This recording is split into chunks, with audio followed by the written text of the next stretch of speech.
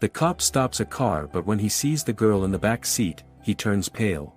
Hello everyone, enjoy these relaxing moments while you watch. Unit 34, do you copy? Any unusual activity? David grabbed the radio, his voice gravelly. This is Unit 34. Fresno County Patrol Zone, CA. No movement. Someone's probably tucked in under blankets, it's freezing out here. Roger that. Hold position. Shift change at 0500 hours. David exhaled. Cold had seeped through every layer. He stepped out of the patrol car and stretched, headlights sweeping the empty road like a fading memory. In the distance, through a thin mist, a faint glow approached.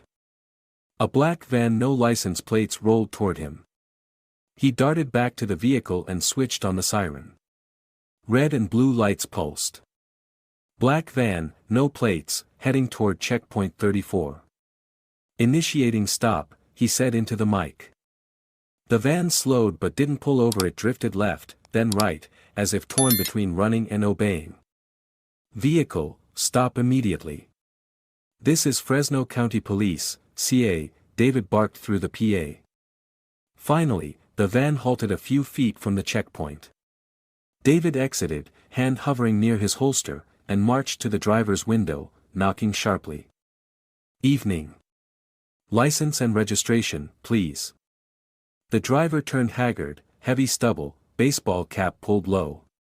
His eyes darted, never locking with David's. Papers? I'm just delivering cargo. His voice was quiet, tinged with a foreign accent. What cargo drives at night without lights or plates? Step out. Open the rear hatch.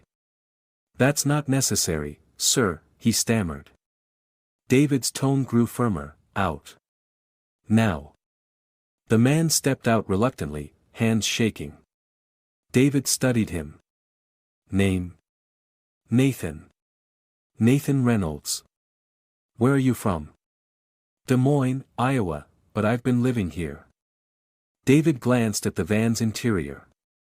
A clear plastic divider separated the cab and cargo area. Something felt wrong. Anyone else in the vehicle? Nathan swallowed hard. No. Just the cargo. David moved behind the van, hand on the latch. His pulse raced. Every nerve on edge. He opened the door. A little girl, about 7 or 8, curled up in the corner. Her hands were zip-tied, eyes wide with terror. And then he froze. It was her face. Grace's face. Dark brown eyes, delicate chin, wavy dark hair, every feature a perfect match. David stepped back, breathing sharply. Oh God. Nathan reached up, shouting, I didn't hurt her. I swear. I'm just delivering her. David drew his weapon and yelled, Get on the ground. Now. Nathan swung around, knocked David's arm aside, then leapt back into the driver's seat. He hit the gas. Stop him. David yelled as the van sped into the night. Unit 34. Suspect fleeing. Black van, no plates, headed toward the Sierra Nevada mountain road. Abducted child on board. David jumped into his cruiser, siren blaring, giving chase. The wind screamed past the windows like a cry from the soul. His hands trembled as he replayed that child's face, Grace's face, or someone, exactly like her. The radio crackled. Do you need backup, David? Yes. Send units 42 and 47, to Route 123, toward the pine forest. Move. He sped on, headlights piercing the mist, tailing the faint red glow of the van's rear lights. The road was rough, dangerous, but David didn't care. His mind was spinning. Who is that girl? Why does she look exactly like Grace? What kind of sick joke is this? His eyes burned. From the radio came another voice, Grace, just waking up, calling him. Dad? I heard sirens. Are you okay? David couldn't answer. He glanced at the rearview mirror, then wiped his eyes. I'm okay, sweetheart. I'll be home. I promise. The sirens wailed into the night, signaling a chase that wasn't just about a little girl or a fleeing van. It was the beginning of a nightmare David had never imagined. The mountain road was narrow and slick, flanked by black pines like sleepless shadows. David kept on the van's tail, tires grinding against the icy asphalt. His heart thudded from fear and rage. Who is she? Why does she look like Grace's twin? He murmured. Nathan didn't stop. He veered onto a trail leading into the woods, where signal reception dropped off completely. David yelled into the radio. Unit 34. Lost GPS signal. I'm pursuing through the northern shortcut of Fresno Forest. Dispatch drones if needed. Suddenly, the van swerved violently, skidded, slammed into a roadside boulder and plunged off the cliff. Damn it. David slammed the brakes, his car skidding but stopping just short of the edge. Without thinking, he jumped out, flashlight in hand, running to the ledge. In the faint light, he spotted the van, overturned, front crushed, smoke rising from the engine. Mila. Are you there? He called, not sure why he suddenly knew her name. A soft whimper answered him. He slid down, hands bleeding from jagged rocks. He forced open the warped door and found the girl Mila lying in the back seat, head bleeding, but conscious.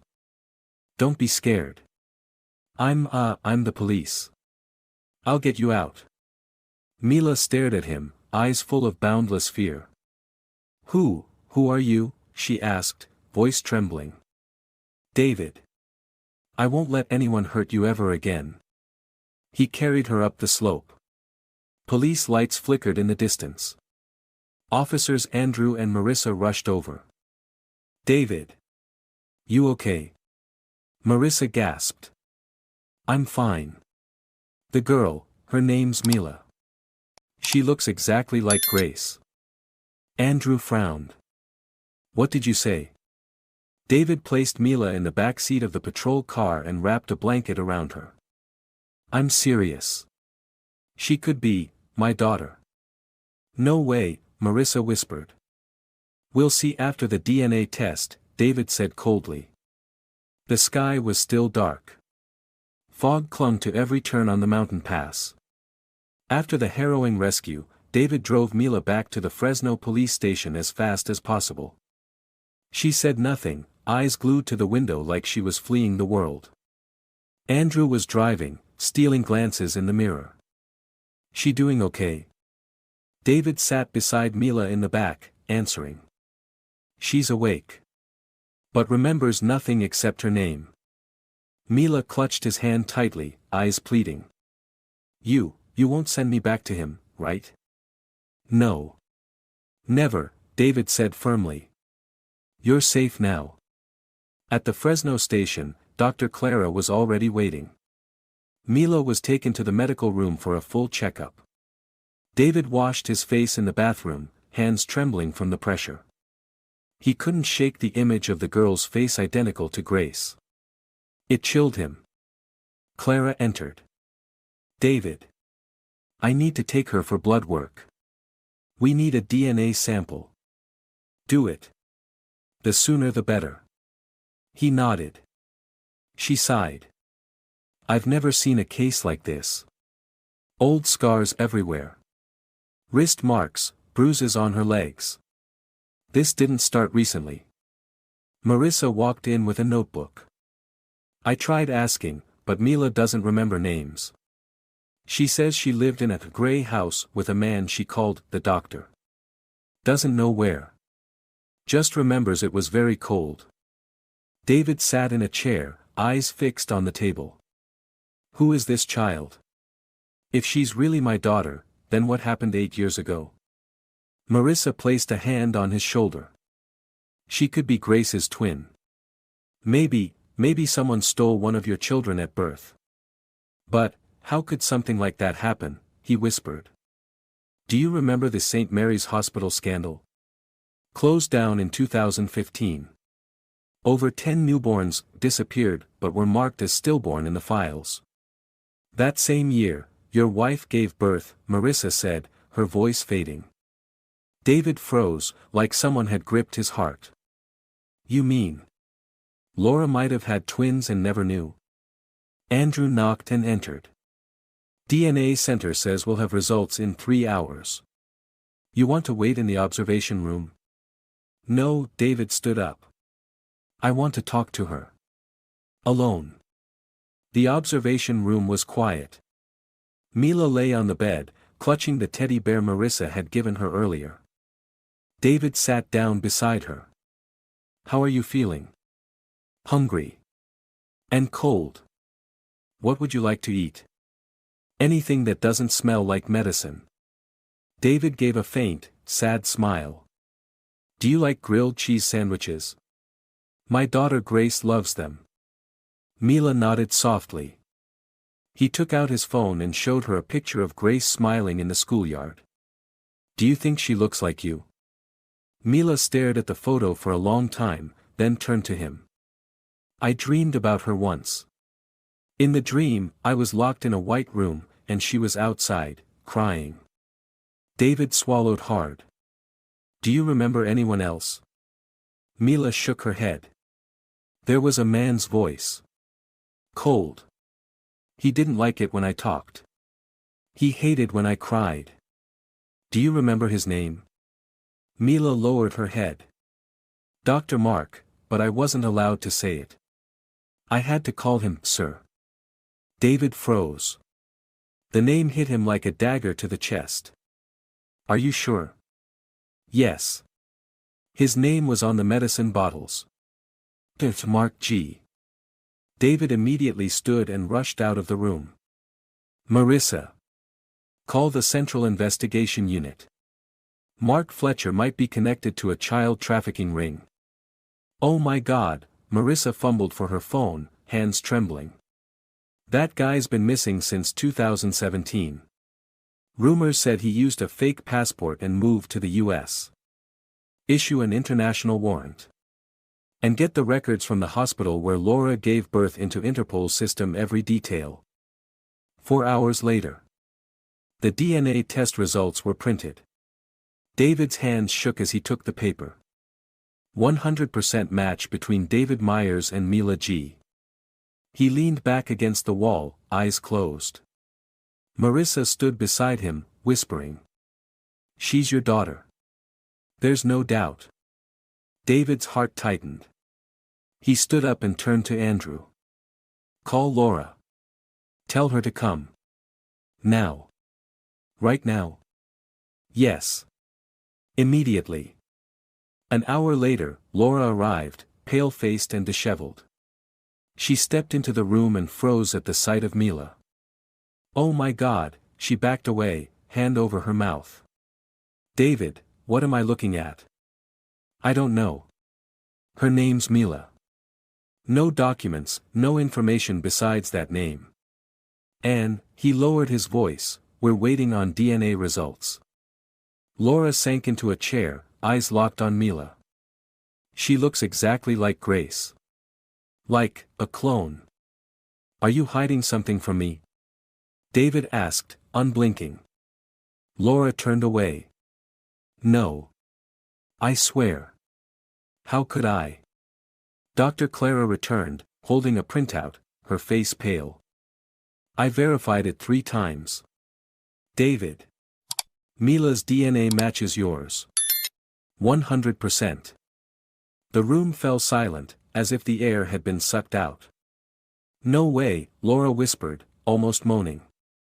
I never had another child besides Grace. David looked at her, eyes filled with pain. Then who is this girl? He returned to the observation room. Mila was still there, hugging the teddy bear. He sat down beside her, his eyes red. Mila, there's something I need to tell you. Yes, she looked up. You're my daughter. I'm your dad. Mila was silent. You have a sister named Grace. You're twins. But, someone took you away from your mother right after you were born. The girl clutched the bear tighter. Where's my mom? Her name is Laura. She's waiting to hold you. But there's no rush. We'll take it slow. Tears welled in Mila's eyes. I've never had anyone call themselves my mom or dad. David lowered his head and embraced her. Now you do. And you'll never lose us again. That evening, at David's home, Grace ran to the door when her dad's car pulled in. David stepped inside, holding Mila's hand. Grace, come here. Who is she, Dad? Mila looked at Grace and both froze. Grace stepped back. Is that me? No, David said. She's your twin sister. Grace looked at Laura, who couldn't stop crying. Did Mom know? Mom just found out too. Grace slowly approached Mila. Do you want to play dolls? Mila nodded, smiling for the first time in days. David stepped back, watching his daughter's two pieces that had finally found each other after years apart. He knew this was only the beginning. The nightmare wasn't over. But at least, he had found his daughter. The sky was just beginning to lighten. David stood on the second-floor balcony, staring out at the dew-covered garden. Inside, Mila and Grace still slept on the couch, side by side like two branches newly reunited. But in his mind, the question gnawed deeper: how could this happen and no one notice? The door creaked behind him. Laura stepped out, wrapped in a shawl, her face haggard, hair tousled like she'd been through a storm. You didn't sleep? She asked, voice raspy. Couldn't, David replied, eyes fixed on the distance. I want you to tell me everything. Every detail. About the day Grace was born. Laura stood silent. A cold breeze made her shiver. David. I don't know where to begin. Start with the truth. His voice was colder than the morning mist. She leaned against the post, exhaling slowly. That night, I went into labor around midnight. It was horrible. My parents weren't there, just you, and Mark. Right. You said Mark was the doctor in charge, David nodded. Yes. He was my dad's childhood friend. A well-known doctor. I trusted him. Laura swallowed hard. But once I went into surgery, I don't remember anything. What do you mean? They put me under too deep. I woke up over 10 hours later. Mark told me there was only one baby girl. The other was stillborn. David turned to face her. You didn't ask to see the baby? Laura fell silent. Tears spilled uncontrollably. I was in pain. I was scared. Who lies about a baby dying? I believed him. Do you have a death certificate? No. Mark said the paperwork would come later, but then the hospital shut down a few months after. I never followed up. David stared at her, his voice hoarse. Why didn't you ever tell me? Laura burst into tears. Because I felt guilty. I didn't fight. I didn't demand proof. I've lived with that shame for 8 years. What did Mark do? He asked, voice sharp. Did he take the baby? Laura nodded, trembling. A year later, after the hospital closed, I overheard my mom talking to an old friend. They mentioned our family owed Mark tens of thousands of dollars. And said, it was all taken care of after Laura's delivery. David clenched his fists. He traded our child to settle a debt. I wasn't sure then. But after hearing that, I went looking for Mark. He was gone. No trace. She collapsed into herself. Since then, I've lived knowing. I lost a child and never even knew it. David turned away, struggling to swallow the lump in his throat. I know I was wrong. I know. I was a coward, Laura whispered. But I was afraid of losing you. Afraid you'd think I was a monster. I don't think that, David said, eyes wet. I'm disgusted by a system that let this happen and no one paid the price. A few days later, David returned to the hospital where Laura had given birth. It was now an abandoned building, cracked walls, overgrown weeds. He brought Marissa and a retired medical crimes investigator, George Morris. George shone his flashlight around, muttering. I investigated this case back in 2017. 12 missing records. All chalked up to clerical errors. But I never bought it. Marissa asked. No one kept any backup files. Only one person. The head nurse back then, Patricia Allen. She retired long ago, but I heard she kept a personal notebook. David nodded. We need to find her. That evening, at a small apartment in Albuquerque, New Mexico, David and Marissa met Patricia, an elderly woman, around 80, slow to move but sharp-eyed. She studied David for a moment, then said. I remember you. You waited all night outside the operating room. Holding white chrysanthemums. David was stunned. You remember that? Because after that night, I never saw Mark again, she said quietly. I think, he did something unforgivable. Do you still have your notebook? Marissa asked. Patricia nodded, went inside, and returned with a faded yellow journal. She flipped to the page dated the day Laura gave birth. Here. Case of Laura Summers. Twin girls. I wrote a note, one baby transferred to another room, no reason given. No follow-up record. David gripped the page tightly. Who moved the baby? Mark ordered it. Said the child needed special observation due to complications. But I never saw any transfer papers. Marissa snapped photos of the notes. This is crucial evidence. Patricia looked at David, eyes misty. If I hadn't stayed silent back then, maybe you wouldn't have lost your daughter. David squeezed her hand. We're not staying silent anymore. That night at home, David opened Grace's room. The two girls were drawing. Grace turned around. Look, Dad. Mila drew a cat. Mila smiled. I drew the fluffy cat she told me about. David stepped in and hugged them both. I need to tell you something. Grace tilted her head. What is it? Tomorrow. I'll be gone for a few days. I might have to go to the U.S. Mila gripped his hand. To find Mr. Mark. David nodded. Yes. He hurt a lot of children. Not just you. Grace tightened her hold on Mila's hand. I'll stay home and take care of her. Laura stood at the door, eyes red. I'm going with you. David looked at his wife for a long moment. Then nodded. This time, we go together. The next morning, at the Department of Justice of Albuquerque, New Mexico, David walked into the records office with a heavy heart.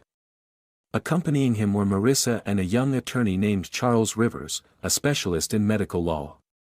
They met directly with the hospital records supervisor, Teresa Marshall, a silver-haired woman with a cold, formal voice. You're looking for the records from St. Mary's Hospital? I'm sorry, that section was sealed by auditors and most documents were destroyed by order of the 2018 Compliance Review. David frowned.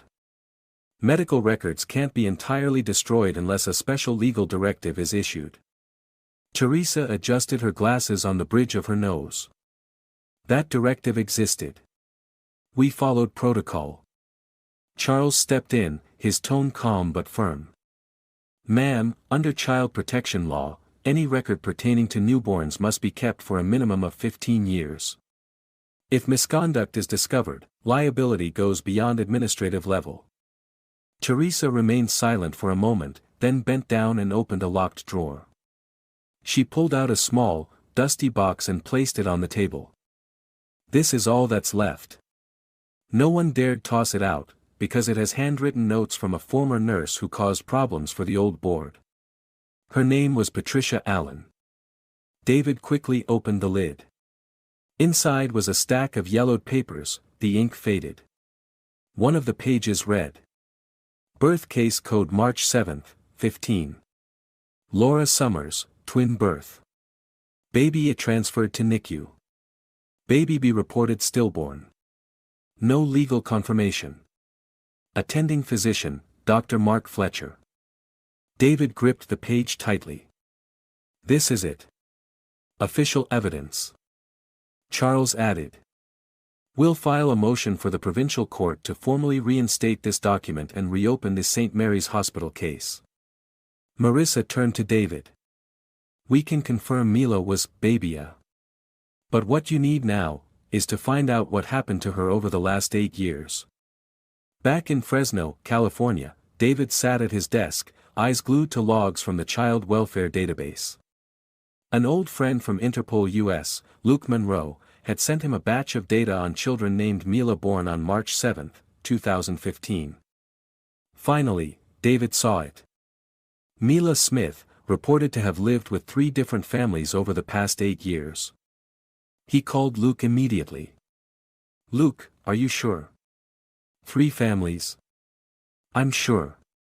First, she was placed through a non-governmental organization in Albuquerque, New Mexico. Returned after 8 months due to emotional disturbance.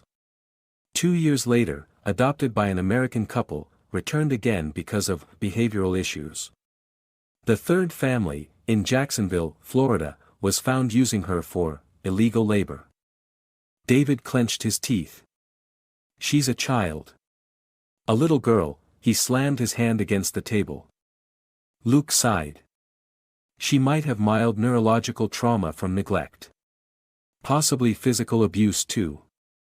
But all full records were erased after each transfer. Marissa entered, holding a fresh printout. David. I found the names of 2 women who previously listed themselves as Mila's adoptive mothers. One of them still lives in El Paso, Texas. Her name is Megan Bennett. Let's go, David said, standing up, eyes bloodshot. I want to hear it from them. In El Paso, Texas, Megan's home was in a rundown working-class neighborhood. She was in her 40s, with damaged, bleach-blonde hair. She opened the door with a cold stare as David showed his badge. I've got nothing to say.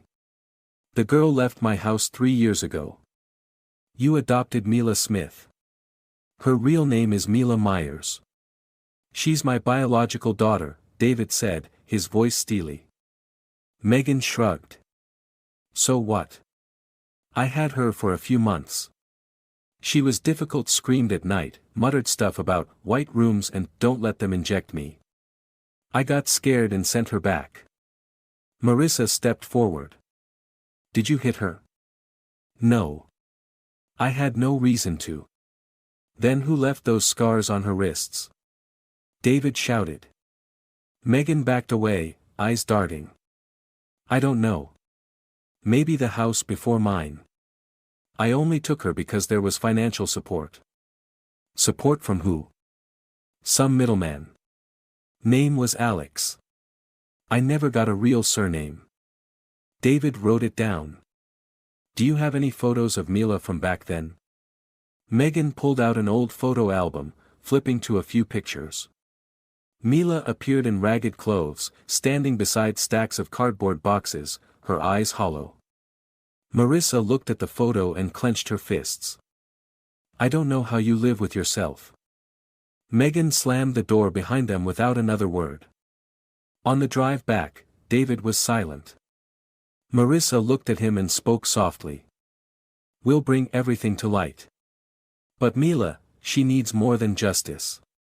She needs healing. David nodded, eyes fixed on the glowing highway. I know. But first, Mark must face justice. Back home, Mila was drawing when David returned. She looked up. Dad, did you find anything? David sat beside her, brushing her hair gently. I found a lot. The places you lived.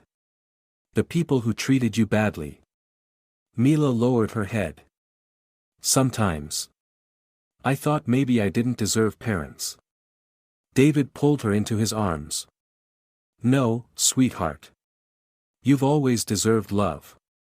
And now you have me, your mom, and your sister Grace. Forever. Mila leaned into his chest and whispered. I don't want to go back to the White Room. Ever again. No one's taking you anywhere, he whispered. I swear. In a minimalist office in Washington, D.C., the glow of a computer screen lit up David's tense face. He was on a video call with Abigail Carter, a representative from the international organization Children's Justice Alliance, which supports child trafficking cases. You just said. Mark Fletcher. Abigail frowned, scribbling notes. Yes. Former OBGYN, previously accused of multiple administrative violations in the U.S. But what happened to my daughter goes way beyond violations. Abigail exhaled slowly. David, we have matching records. A string of disappearances in the U.S., Colombia, and Argentina. At least 16 infants were adopted illegally through a private charity. Mark's name appears on early medical coordination receipts. David clenched his fists, barely containing his rage. Where is he now? According to the last intel report, he's using a fake identity. Samuel Miller. He's running an orthopedic clinic in suburban Seattle, Washington. Keeps a low profile, private security, no public appearances. Marissa, sitting beside David, jumped in. Do we have enough evidence for an international arrest warrant? Abigail nodded. We'll work with Interpol. But David, you should know, it won't be easy. He appears to be protected by powerful financial interests. Financial interests? David narrowed his eyes. You mean? Large sums have been moved through offshore accounts under shell companies linked to charitable medical organizations. They've turned baby trafficking into an industry. Marissa slammed her hand on the table. We're talking about children. Human beings. Abigail didn't flinch, only said quietly. I know. But money beats the law unless there's a major expose. That night, David drove back to Fresno, California, his head spinning.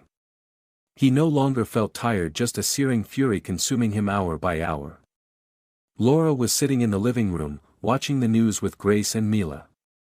The three of them were wrapped in a blanket, like a family just beginning to reconnect after years of broken pieces.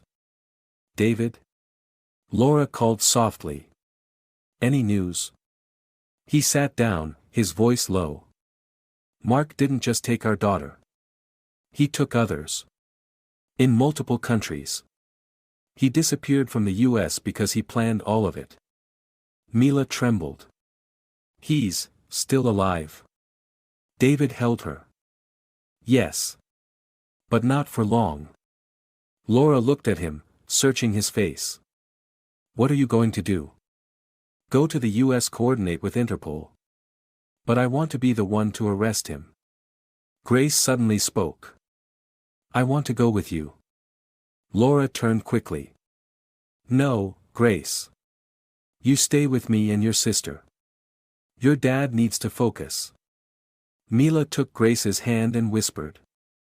I'm scared, if he disappears again, more kids like me will suffer. David paused. He knelt and looked Mila straight in the eyes. No. From now on, I won't let anyone disappear again. The next morning, at Interpol's office in Washington, D.C., David reunited with an old acquaintance, Logan Thomas, U.S. liaison officer. Logan shook his hand firmly. I read the file.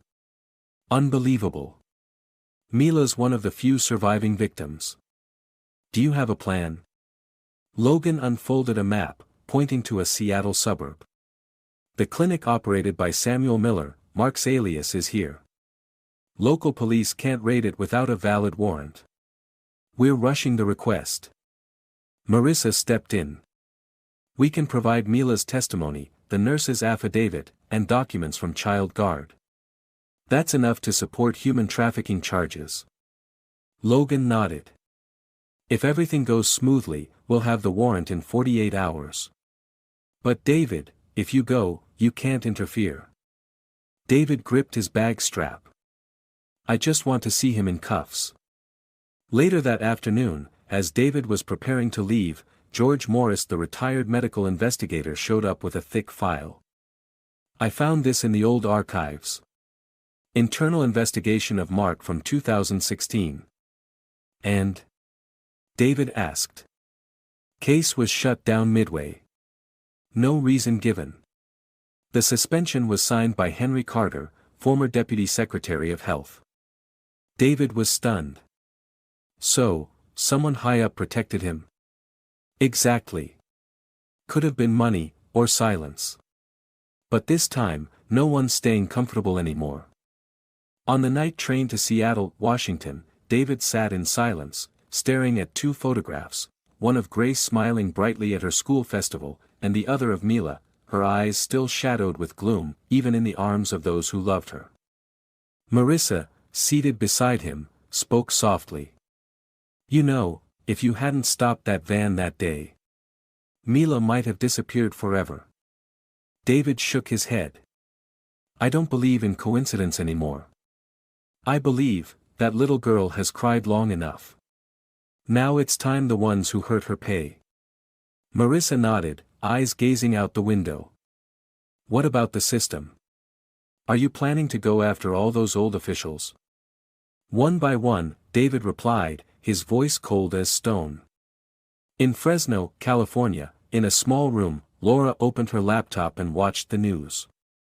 Over 20 newborns suspected of being stolen from U.S. hospitals between 2014 to 2017.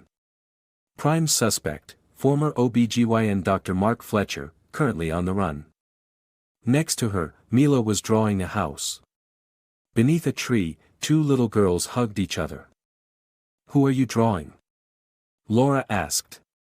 Me and Grace, Mila smiled. Where are you two?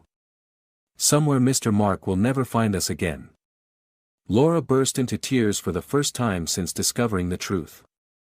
At exactly 8 a.m. in Seattle, Washington, David stood before the headquarters of the U.S. Police Department, gripping a thick case file, his eyes bloodshot from sleepless nights. Beside him, Marissa was fiercely arguing with International Supervisor Austin Carson, the coordinator of the operation to capture Mark. We have everything: testimony, DNA evidence, nurse reports, international documentation. Why is there still no warrant? Marissa slammed the table. Austin remained composed. Legal procedures take time. The law cannot be driven by emotion. David growled. But the kids are out of time. Austin glanced at the file. Mark has legal representation. He's filed a counterclaim for international defamation. The case is now under review at the Inter-American Court of Human Rights. Defamation? David nearly shouted. So the stolen children, the nurse's testimonies, the indirect confessions from his journals, what are those? A script? I'm not saying that, Austin said coolly. I'm just following the law. That very evening, David and Marissa returned to Washington, D.C. He received an urgent email from his superior at the National Police Department. The sender, Commissioner Matthew Foster, a powerful figure. Inspector David Myers. Regarding the investigation into Mark Fletcher due to lack of breakthrough evidence and the risk of diplomatic violation, you are requested to temporarily halt all related activities. We ask that you surrender all case files and refrain from speaking to the media. Commissioner Foster. David stood frozen. Marissa skimmed the message and blurted out. They're silencing you. David crushed the paper in his hand. We have all the evidence. But they're afraid of how deep this goes. Afraid to lose their seats. Marissa clenched her fists. So what do we do? I won't stop. Even if they strip me of my badge, I'll keep going. But, David looked at Marissa, I need you to step back. You still have your career. No, Marissa shook her head.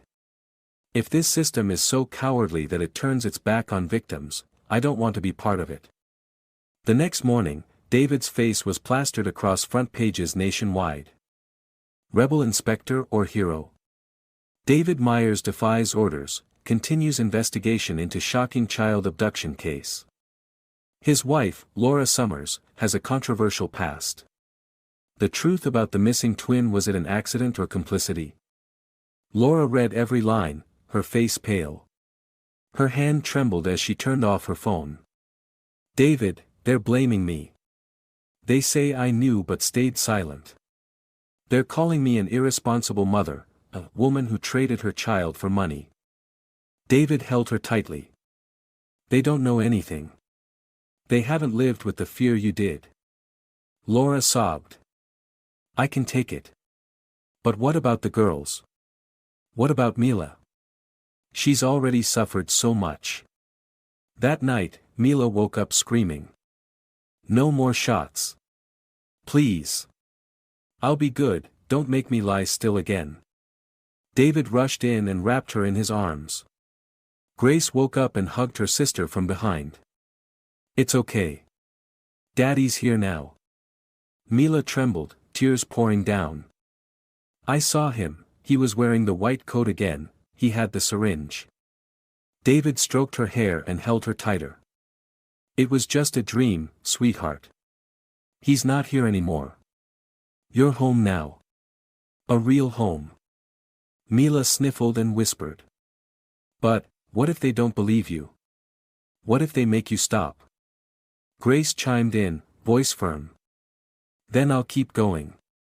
I'll write to the president. I'll tell him everything. David looked at his daughters, speechless.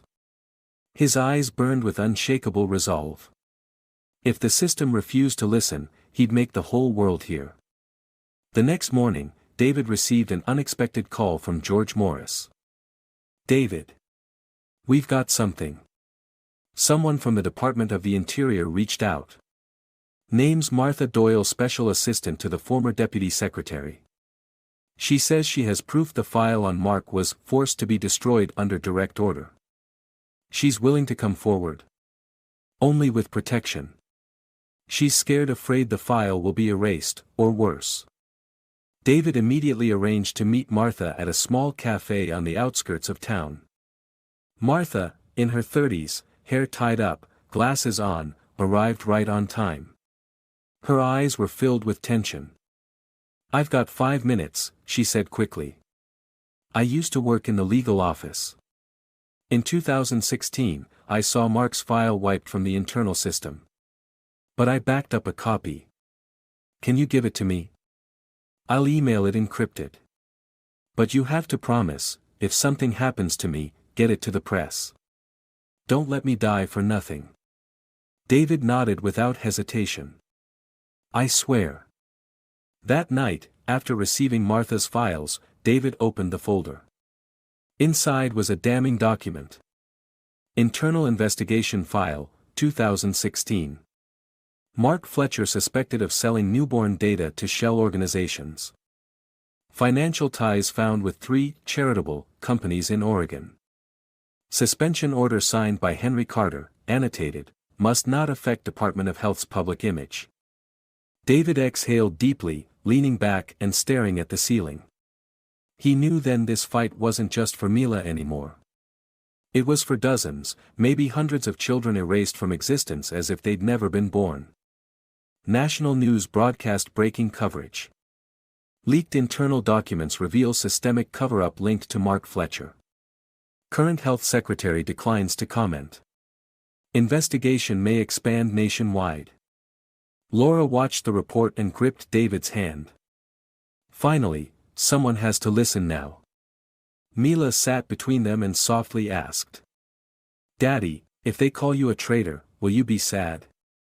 David smiled faintly, placing a hand on her shoulder. If protecting you makes me an enemy to the world, then I'm proud to be one. That morning, the sky over Washington, D.C. was gloomy after an overnight storm. But in David's heart, a quiet light had begun to grow. He sat in his office, eyes fixed on a satellite map of suburban Seattle, Washington. The name behind every tragedy, Mark Fletcher, was now the centerpiece of a final operation. A notification popped up.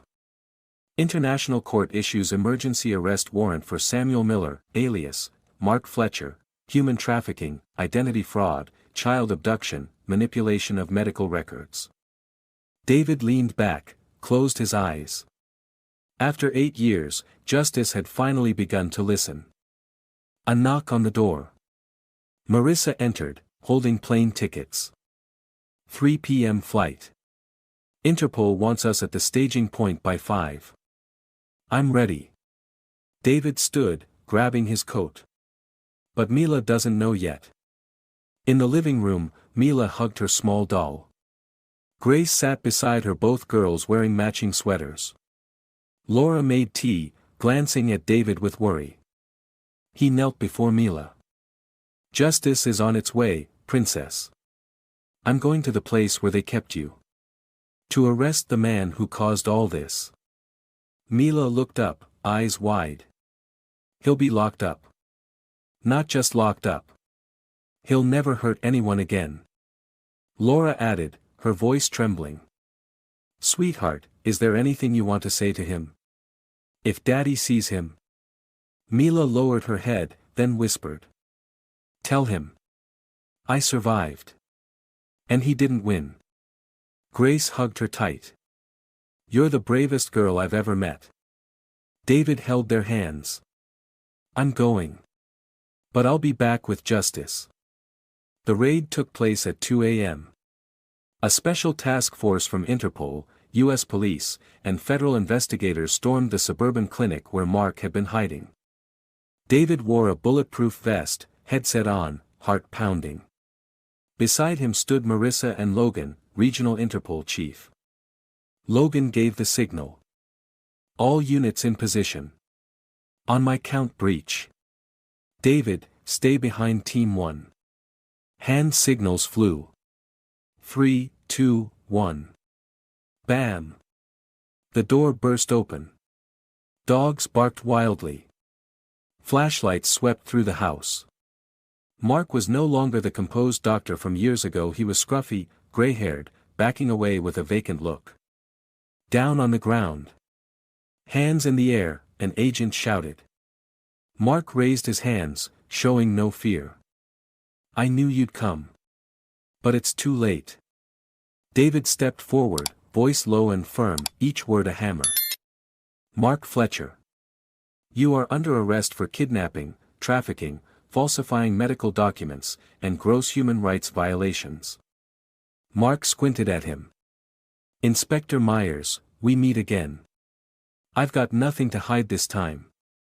You found the girl, didn't you? Marissa stepped in. Shut up.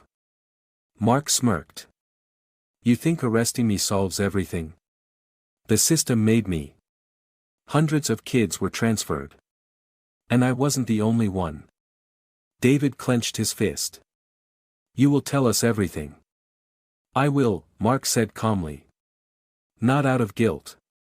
But because I know, those at the top will do anything to silence me. If I die, at least the truth dies loud. Logan signaled for the cuffs. As the agent handcuffed Mark, David leaned down and whispered. My daughter survived. And she remembers your face. Mark didn't respond. But for the first time, he lowered his eyes. In Washington, D.C., news of the arrest flooded the media. Shadow doctor captured in Seattle, Washington. Shocking child abduction case enters new phase across the Americas. List of 23 missing children now under investigation following Mark's testimony. Laura stared at the screen, holding Mila's hand tightly. He's been caught, sweetheart. It's almost over now.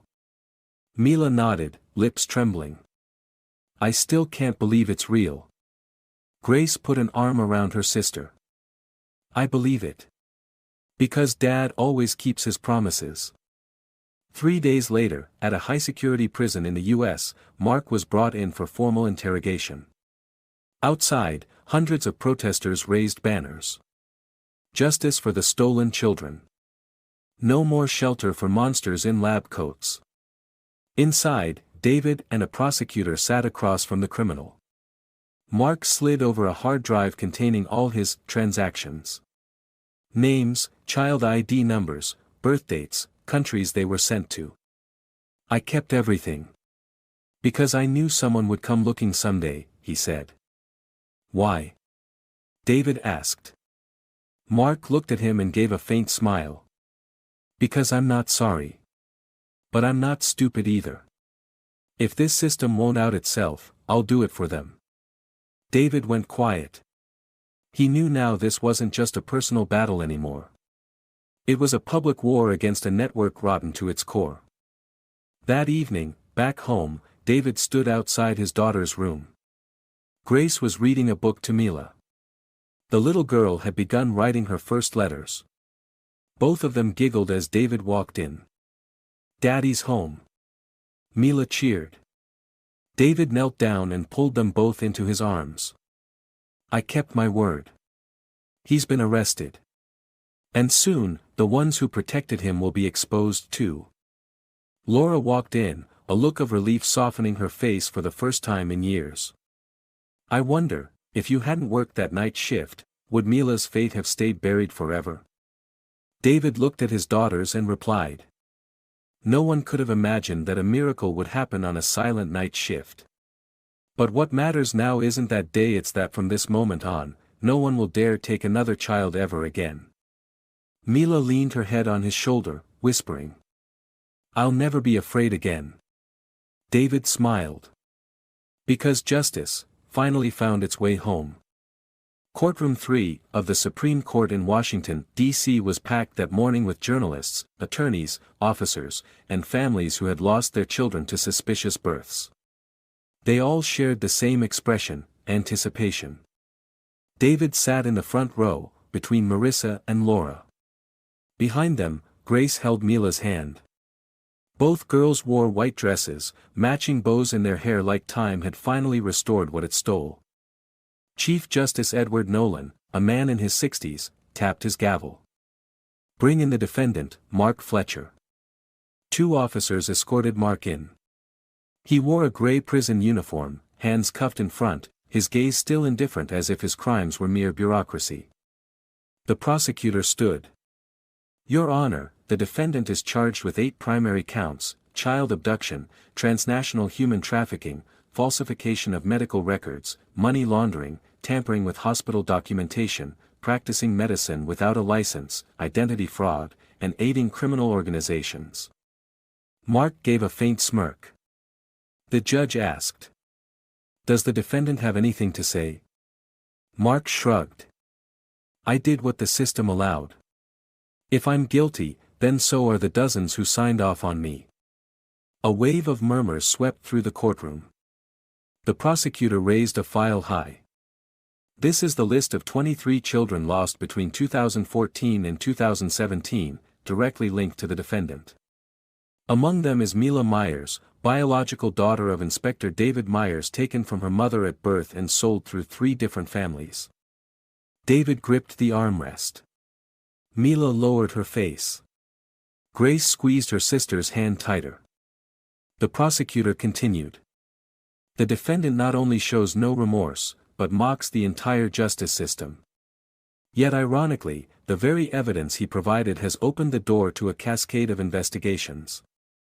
Today, we demand a sentence that sends a clear message: children are not commodities. Judge Nolan gave a subtle nod, then began the ruling.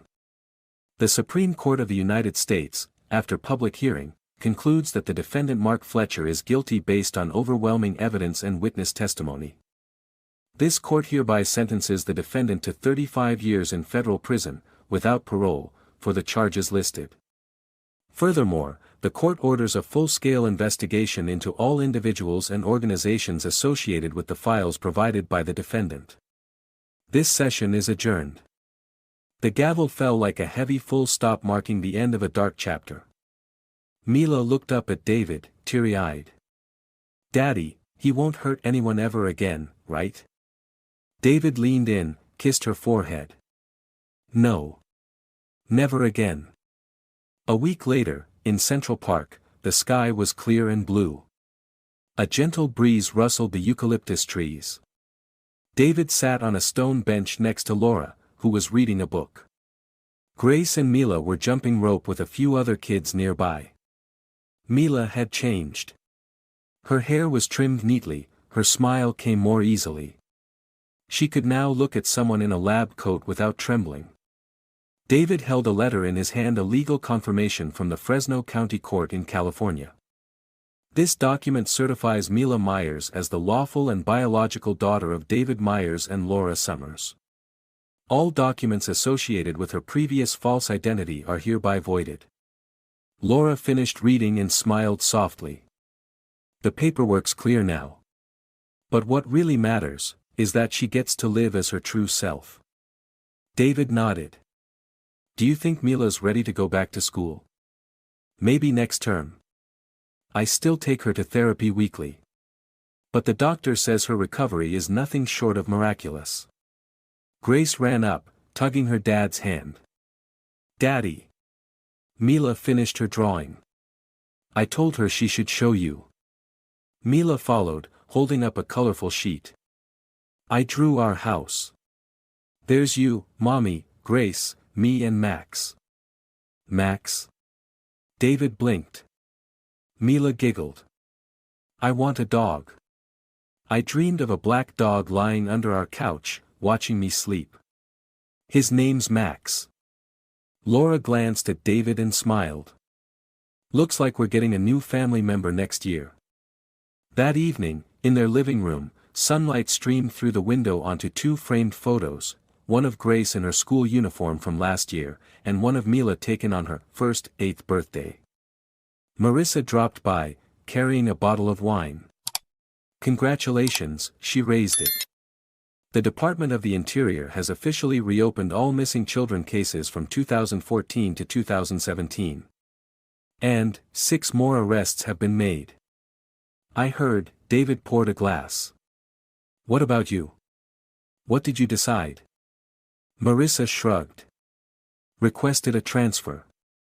I'm joining the Northern Regional Juvenile Protection Unit. I want to do something that matters on the ground. Laura poured orange juice for Grace and Mila before taking a seat. Mark's trial may have ended, but its effects still linger, she said softly. That's all right, David replied. We can't change what happened, but we can make sure it never happens again. Mila snuggled closer to him. Daddy, can I share my story at school? Absolutely, he smiled. But I'm scared, what if they think I'm broken? David leaned in, meeting her gaze. No, sweetheart. There's nothing wrong with you. You're living proof of resilience. Sharing your story will give a voice to those who are still unheard. Mila beamed and hugged him tight. In that case, I want to write a book. I'll call it The Girl Who Didn't Disappear. Grace applauded with excitement. You write it, I'll illustrate it. Laughter filled the room. David refilled their glasses and leaned back in his chair. Night settled over the house. In the living room, Grace and Mila drifted off on the couch, curled together like leaves in a gentle breeze. David quietly turned off the kitchen light and walked over. Laura prepared more tea, leaned in close, and whispered. There's something I've never told you. What is it? He asked softly. When I found out I'd lost a child, I felt like I didn't deserve to be a mother. But tonight, watching them sleep, I feel redeemed. David slid an arm around her shoulders. There's nothing to forgive. You are their mom. They feel that. He bent down and kissed Grace's forehead. Then, turning to Mila, he whispered. Good night, princess. You're finally home. Their story reminds us that even when truth is hidden, it's never erased. The love of family, relentless strength, and bravery light the path through our darkest days. Justice isn't delivered by systems, it comes from people who refuse to stay silent. Every child deserves to live loved and true to their name. And even when those in power betray us, truth can prevail when someone stands strong for what's right. If you enjoyed this story, we invite you to give it a like and subscribe to our channel. Your support motivates us to keep bringing heartwarming stories almost every day. We are very grateful for your support. See you soon.